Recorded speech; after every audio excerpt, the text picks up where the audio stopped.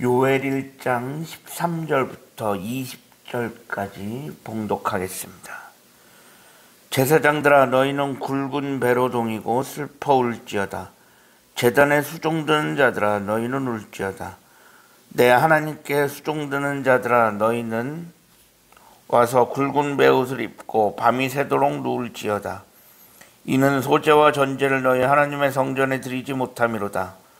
너희는 금식일을 정하고 성회를 소집하여 장로들과 이 땅의 모든 주민들을 너희 하나님 여호와의 성전으로 모으고 여호와께 부르짖을지어다. 슬프다 그날이여, 여호와의 날이 가까웠나니 곧 멸망같이 전능자에게로부터 이르리로다.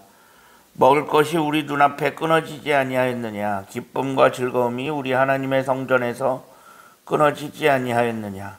씨가 흙덩이 아래에서 썩어졌고 창고가 비었고 곳간이 무너졌으니 이는 곡식이 시들었음이로다.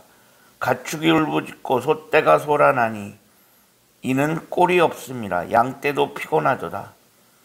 여호와여, 내가 주께 부르짖으오니 불이 목장의 풀을 살랐고 불꽃이 들의 모든 나무를 살랐음이니이다. 들짐승도 주를 향하여 헐떡거리오니 시내가 다 말랐고 들의 풀이 불에 탔음이니이다. 아멘. 오늘도 새로운 날을 허락하신 하나님께 감사합니다. 오늘은 주의 날 목요일입니다.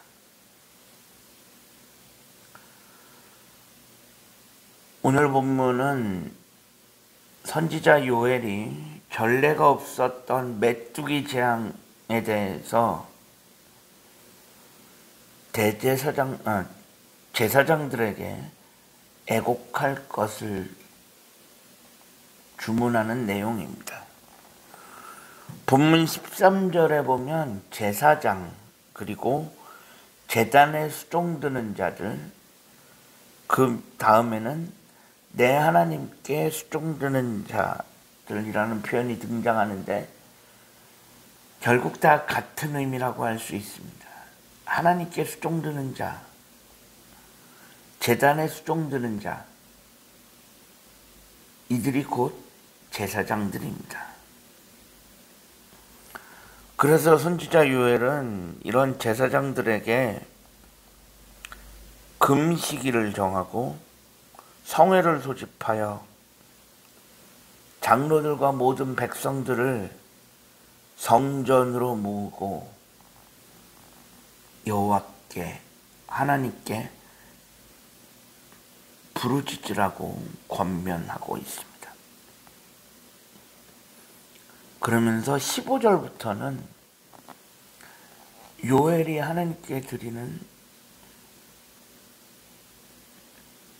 애통의 기도라고 할 수 있습니다. 지금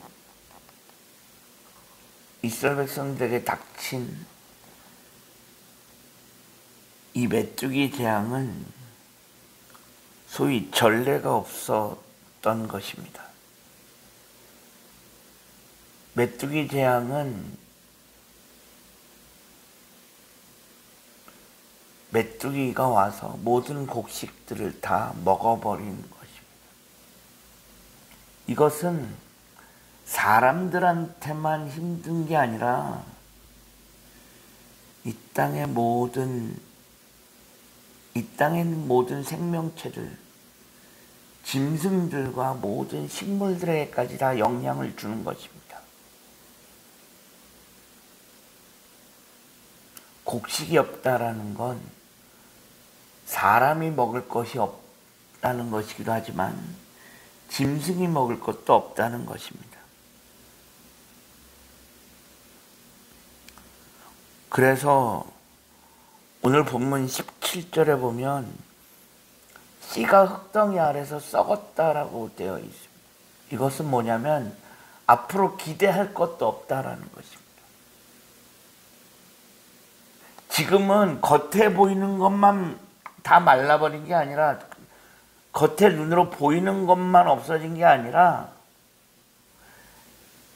씨가 땅에서 말랐다라는 건, 씨가 흙덩이 아래서 썩어졌다라는 건 앞으로 나올 것도 없다라는 것입니다. 기대해야 할 것도 없어졌다라는 것이고, 당연히 창고는 비었고 곳간은 다 무너졌습니다. 가축이 울부짖고 떼가 요란하다라는데 어떻게 보면 당연한 결과일 수 있습니다. 먹을 것이 없으니 짐승들도 살 수가 없는 것은 마찬가지입니다. 그런데 문제는 이 메뚜기 재앙은 잠시 있다가 기도하면 사라지는 그런 재앙이 아니라는 것입니다.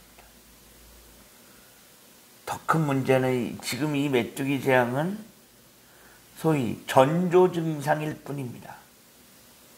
앞으로 이거와는 비교할 수 없는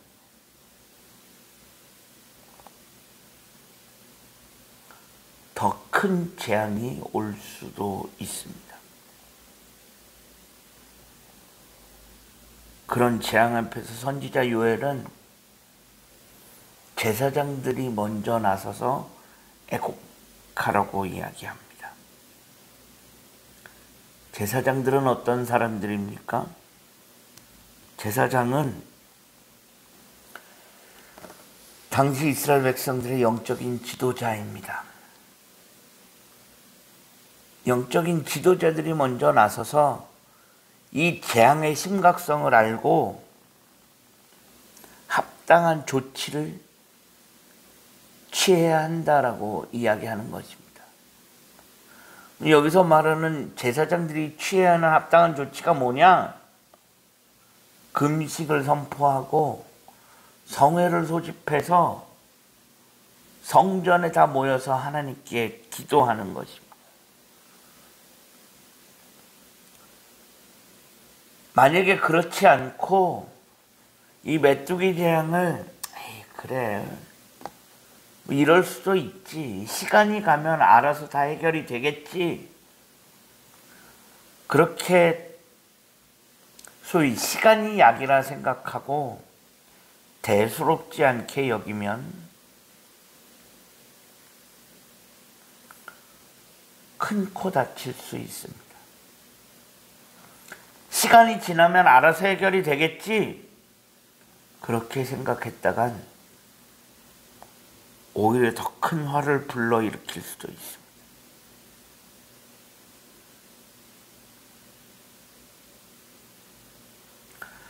메뚜기 재앙은 결코 가벼운 재앙이 아닙니다.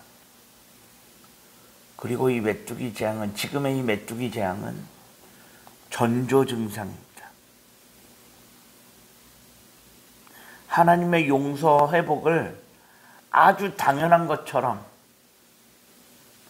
지금까지 하나님 늘 그렇게 오셨으니까 언젠간 또 회복시키시겠지, 언젠간 또 그냥 알아서 당연히 용서해 주시겠지, 마치 하나님의 용서 회복을 당연한 것처럼 공식처럼 받아들이면 앞으로 더 큰 재앙이 닥칠 수 있습니다.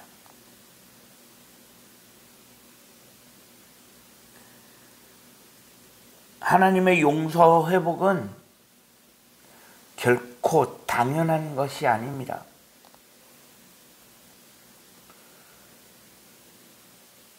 우리 하나님이 참고 기다리시는 분은 맞습니다. 우리 하나님은 참고 또 참고 기다리시는 분이십니다. 그 사랑으로 우리가 여기까지 왔습니다. 그런데 마치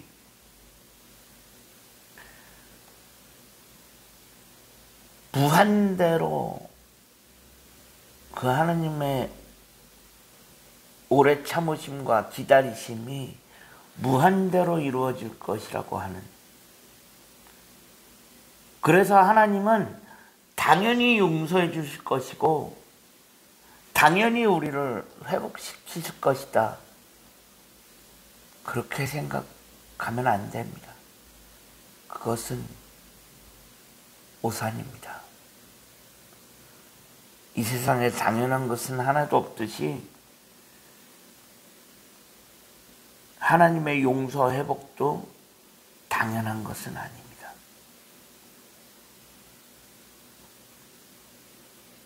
마치 그것이 당연한 것처럼 여기고 에이 하나님인데 당연히 우리를 용서하셔야지. 우리가 하나님의 백성인데 당연히 우리를 용서하시고 회복시키시겠지. 그렇게 안일하게 생각하고 있으면 더 큰 화가 닥칠 수 있습니다. 요엘은 지금 그것을 경고하고 있는 것입니다. 성경에서 여호와의 날, 구약 성경에 가끔 보면 여호와의 날이라고 하는 표현이 등장을 합니다. 이 여호와의 날은 하나님의 백성들에게는 구원의 날이요, 대적자들에게는, 하나님을 대적하는 자들에게는 심판의 날이 되어집니다. 하지만 지금은 하나님의 백성들에게 여호와의 날이 심판의 날로 다가오고 있습니다. 이유는 하나님의 백성이 하나님의 백성답지 못했기 때문입니다. 분명한 것은 하나님의 참고 기다리심은 언젠가는 그것도 끝이 있을 수밖에 없습니다. 문제는 지금 이스라엘을 향한 그 하나님의 참고 기다리심이 한계를 보이고 있다라는 것입니다. 하지만 이스라엘은 그것을 알지 못하였습니다. 이스라엘을 향한 하나님의 인내심이 그 한계를 보이고 있습니다. 하나님의 인내심이 한계에 다다랐다라고 하는 것은 더 이상 방법이 없음을 의미합니다. 지금 우리의 삶이 하나님의 인내심을 시험하는 삶이 되지 않기를 간절히 소망합니다. 마치 이스라엘 백성들의 삶은 하나님의 인내심을 시험하는 듯 했습니다. 하나님의 인내오심과 기다리심을 아주 당연한 것처럼 여기며 우리가 하나님을 대적하고 떠나 있어도 하나님 당연히 또 우리를 언젠간 또 회복시키시고 구원하시겠지 라고 하는 그런 안일한 생각이 오랜 세월 동안 수백 년이라는 긴 시간 동안 반복되어지면서 하나님의 인내심도 이제 그 한계가 드러나고 있습니다. 우리의 삶이 하나님의 인내심을 시험하는 삶이 되지 않기를 소망합니다. 매일매일 하나님을 인정하고 하나님의 백성답게 그렇게 살아갈 수 있는 우리 모두가 되어줄 수 있기를 주님의 이름으로 간절히 축원합니다. 기도하겠습니다. 하나님 감사합니다. 지난밤에도 편안한 힘을 주시고 오늘도 새로운 하루를 허락하신 하나님께 감사합니다.